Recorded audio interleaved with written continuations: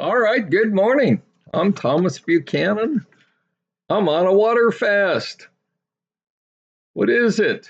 Finally, folks, it is week 2. I can have water. My first week was terrible.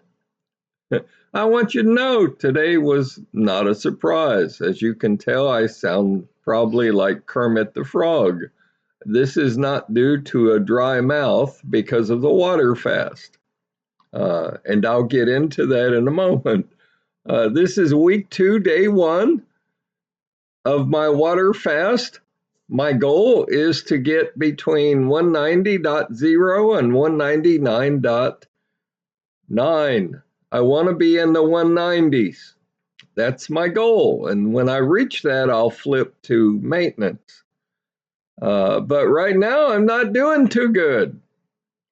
Let's see, Monday, Tuesday, Wednesday, Thursday, Friday. I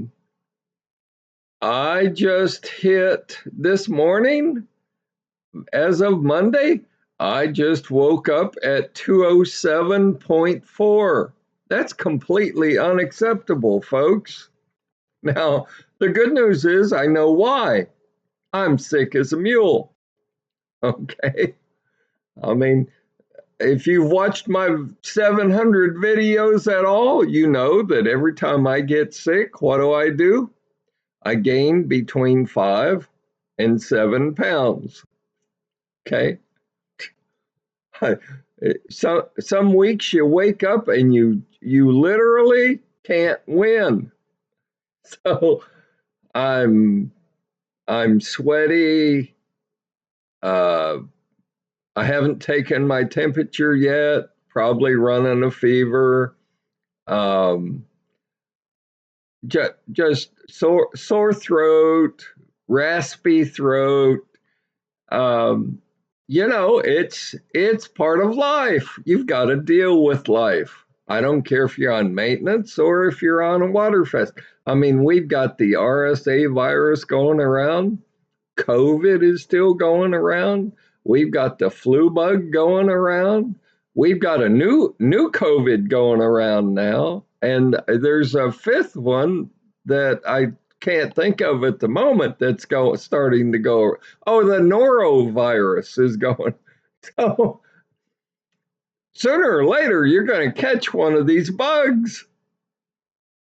Now, the bad news is when you're water fasting or you're on maintenance and you're trying to maintain your weight, what's your body going to do? And I don't know the why on this, but you're going to retain water, you're going to gain weight. Now, it's good that you know this. It's good that you see me go through this. It's good that you know what to expect. It's good that you know not to get discouraged if you catch one of these viruses going around, because you're either going to hit a plateau and not lose an ounce, let alone a pound, but your weight's probably going to pop up a pound or 2 or 3. The why as to why that occurs, my best guess is your body's trying to fight the flu bug, and so it does whatever it does, and you gain a pound to 3 pounds. In my case, again, I generally gain 5 to 7 pounds. Uh, I sincerely hope I don't hit 210 on this latest virus, but we'll see. But we're not off to a good start this week. I had hoped to be at least in the 204s, and it would have been really exciting to be in the 203s. But be that as it may be, it's life. So for you folks on a water fast, take note: if you catch a virus, don't expect to lose weight. I mean, your your body's defenses are going to be shifted not to losing weight, but to fighting the virus. So expect it. The other thing too, and I love people. This is so timely of a comment. I had a viewer who commented, "Oh, you just lead a pana panacea life." I don't know the actual term. I don't recall the actual term the viewer used, but it's like, well, wow, you have no stress in your life. It's like you have the perfect life. Uh, you is you can't be any more wrong. And your comment is so timely. And here's why. Everybody who knows me knows I have a Corvette. I mean, I love my Corvette. I it took me 5 years just to find and buy my Corvette. I didn't want just any Corvette. I wanted a yellow Corvette. I wanted a 1987 Corvette. I wanted a Corvette that had never been in an accident. And there were a couple of other qualifications. And I found it. Hopped on a plane, flew to Utah, sight unseen. And because I told the current owner, I said, if the car is as in good a shape as you say it is, consider it sold. And I said, I'll bring cash. And so I hopped on a plane a few years ago, met the owner at the airport. He drove me to his house. I was going to rent a car, and he's like, no, why don't I just pick you up at your house or at the airport and drive you to my house? And I said, that's fine. Arrived to his house and just fell in love with the car.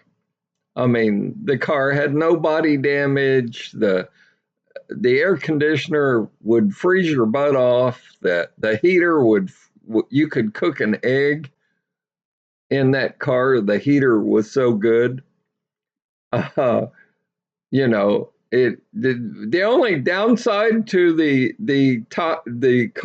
entire car is it had old tires on it, and two, it had a radio that he had put in with all this Bluetooth garbage and all this other stuff. And all I wanted in a radio in a car is I wanted to make sure it had a CD player because I'm old fashioned. I still play CDs. And I'm like, that's not a showstopper. I can buy tires and install the radio myself. I mean, I'm no electronic wizard, but I'm not stupid either. And I tell you all this because I want you to know the backstory.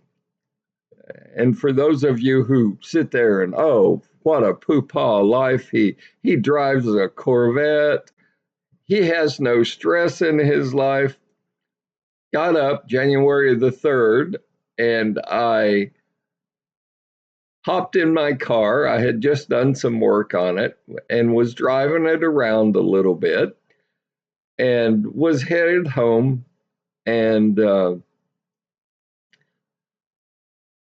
out of the blue, this guy cuts across 3 lanes of highway, runs into me, knocks me he hit me so hard, he knocked me literally into the oncoming traffic lane, and his car bounced off my Corvette and hit the pole in the median. And I thought, well, I mean, there's a lot more damage to his car than mine. maybe mine's repairable, right? So I drove it to, I have, it's so hard to find good mechanics. I have a small shop that I've used for a long time. I trust these guys. So I drove it over there, and I really shouldn't have driven it because the steering is really wonky on it. But I had my wife follow me and had the emergency blinkers going and drove it over there. Well, the long and the short, I tell you the background because the long and the short of it is I just heard from the insurance company. They totaled my car. They said it's not repairable. And they're not going to give me much for it at all. And I'm like, I can't replace that 1987 Chevy Corvette convertible with the dollar amount that they're offering me. So now I've got to go hire an attorney. There's no question of fault. I mean, the person behind me driving on the highway stopped and gave the police officer her name and phone number, and she said, I witnessed everything. It's not his fault. He didn't do it. He was just driving down the road, and this guy shot out of a private drive and ran into him. So the question of fault is, I mean, it's like there's no question. And I chose the 1987 Chevy Corvette, that particular make and model. And like I say, I looked 5 years for it because there were only 10,000 of these made in 1987 in the color of yellow. It's a very rare car. It's a quality made car. It's a beautiful car, or at least it was. So don't tell me I don't have stress in my life between trying to lose weight, get into the 100s, 190s, trying to get over this flu bug I have, trying to deal with this accident where, it must have been pretty serious when the insurance company for the other guy says, look, the car's total. Your car is total. It's like, wow, what a way to start 2025. And I smile because it's so frustrating. All of this takes time and energy and thought. And oh my gosh. So the amount they offered for to buy my car is completely unacceptable. And I plan on going today or tomorrow and just hiring an attorney and saying, look, go after the individual that hit my car. They lowballed me on an estimate for a Chevy Corvette. I mean, this is not a Kia. This is a Chevy Corvette. Okay. And I realize it's an older model, but that's by choice. That's what I wanted. And I held my guns. I knew I would find one that had never been in an accident. It didn't even have a ding in the door. It had the original paint job on it of 30 plus years. I mean, it was a beautiful car. So I don't care what the stressors are in your life, deal with it.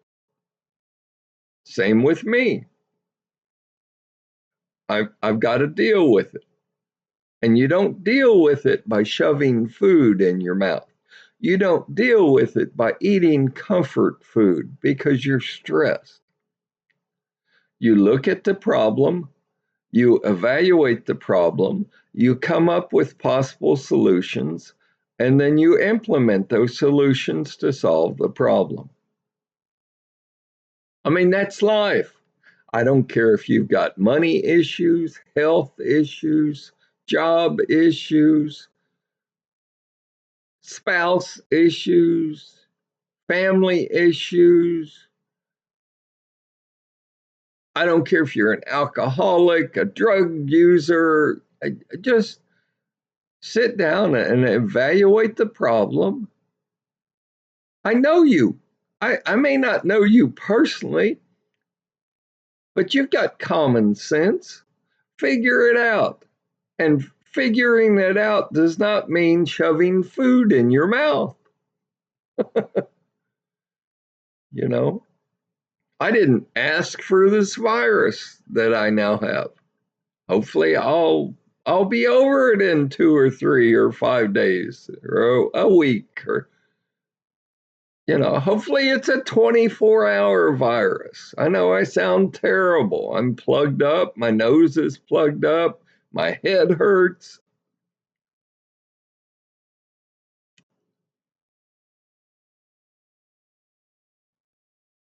So that's life. And that's the entire message today, is that's life.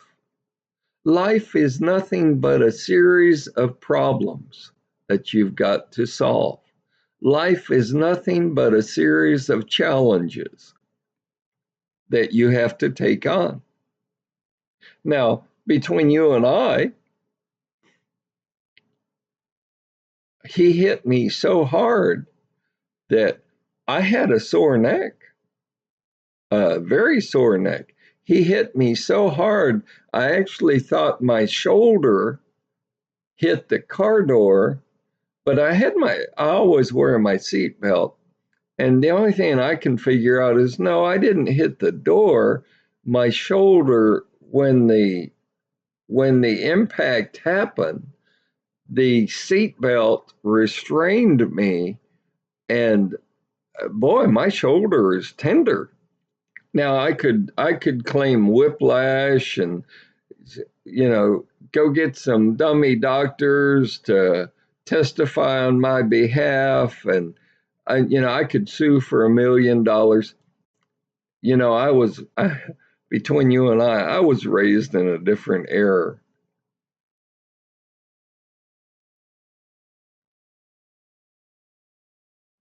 I was raised in an era of honesty. Now, I am 69 years old, but I've learned that old people do heal. They just heal a little slower. So I chose not to go to the hospital. I chose not to be x rayed. I'm like, I don't think I'm that severely injured. Let's give this a couple days and see what happens. So my pain in my neck, my sensitive neck, has pretty much gone away. I mean, my pain level has dropped from 7.5 down to maybe a 1. Okay. So I think the neck is okay. Now, the shoulder is still a little tender to the touch, but the shoulder has improved. The pain level has dropped. So just as the neck sort of took a few days to heal itself, I'm going to assume that the shoulder is okay from where the seatbelt restrained me and was pushed up against the seatbelt. You know, it does no, it serves no good purpose in life to lie. Okay.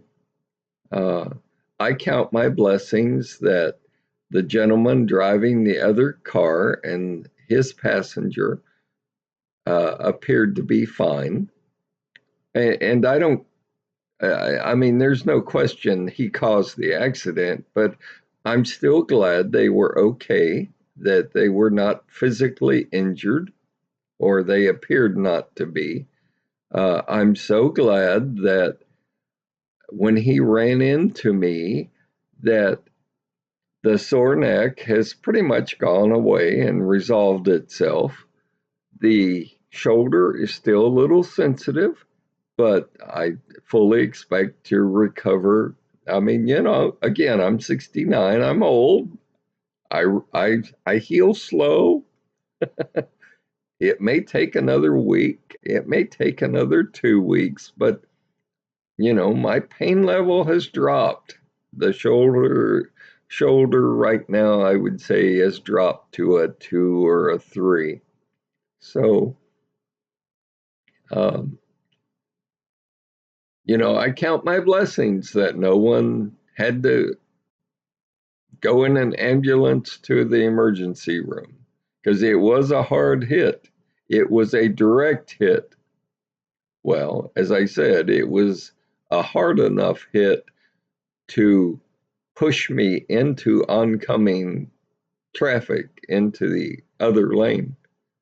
So, but oh my gosh, my life is not a panacea. I have the same challenges that you do. I'm now ill. I'm now involved in trying to figure out what to do with my car. It's obviously total. You know, I love that car. I would like that car replaced, but we'll see what happens. Um, so that's my status update for today. I'm sorry this channel today has been all about me, but I want you to see the challenges that I go through. I may be 69 and, I'm not financially well off by any means, but, I can live on what I have. There are a lot of other people. I know one lady who struggles to make her car payment every month. Okay, my heart goes out to her. I've been there. I know what it's like to struggle to make a car payment and then to have the car break down. Not only do you have to make the car payment, now you've got to pay the mechanic to fix it, to keep it running, to get you to your job so you can make the next car payment. I'm lucky enough to have a house. I mean, there was a time when my roof leaked. Okay. And there's nobody that will help you. I mean, they just look at you and say, boy, that's a tough problem you've got. I mean, so just if you take anything away from my video today, just understand we all have our challenges in life. And I can't say this often enough.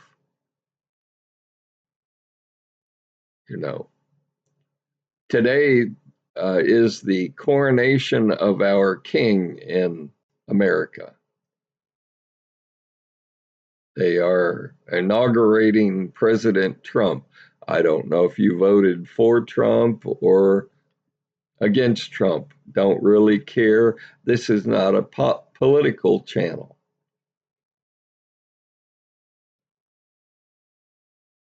It'll be interesting to see what the next 4 years brings. The stock market's at all-time highs. I play the stock market every day. Stock market's at all-time highs. 20,000 points ago, I said it can't keep going up. It has. At some point, though, somebody's going to have to pay the piper.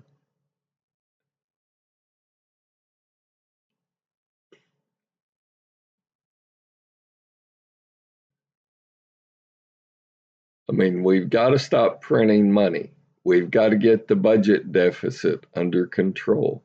There are a lot of challenges. I would hate to be the incoming president to deal with everything that's got to be done. I don't care if you're Democrat, Republican, Independent, you know, I don't care who it is, man, woman. My heart goes out to the next president. So, um, again, we've all got our challenges. We've all got our problems. And sometimes, let me leave you with this. Sometimes it just seems like life throws one problem after another at you. And it keeps throwing different problems at you. And it throws even more problems at you. And more problems at you. And you walk over and you sit down in your chair and you say, what in the name of God did I do to deserve this? What did I do? I've never murdered anyone, never stolen anything, never set my desk on fire at work.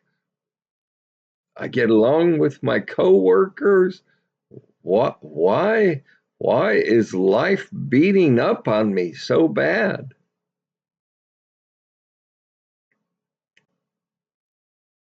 And that's when you reach for the food and you say, oh, what the hell? Now I've got a weight issue. I need comfort food. I need to feel good. I don't care if it's for 10 minutes. I'm going to eat a dozen donuts. I'm going to eat one or two pizzas. And that's the way people deal with their problems. That's why one out of every two people in this country are not fat, they're obese. And this has to stop. This has to stop. So I don't know what your problems are.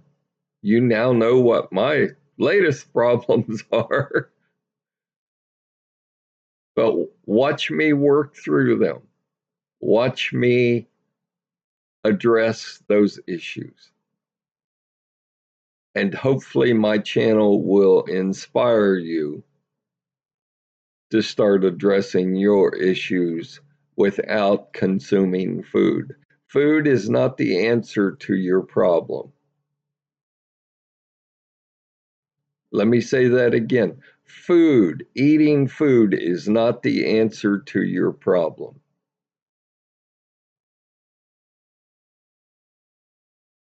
Think about what I've said. I appreciate each and every one of you.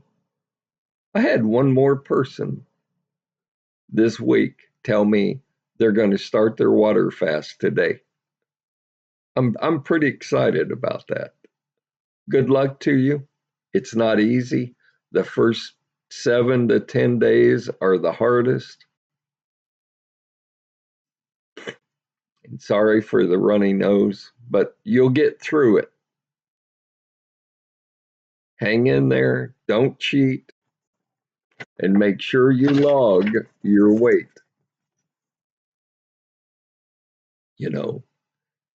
And that will encourage you, that will show you that water fasting works. Stay healthy, stay happy, and I will see you tomorrow.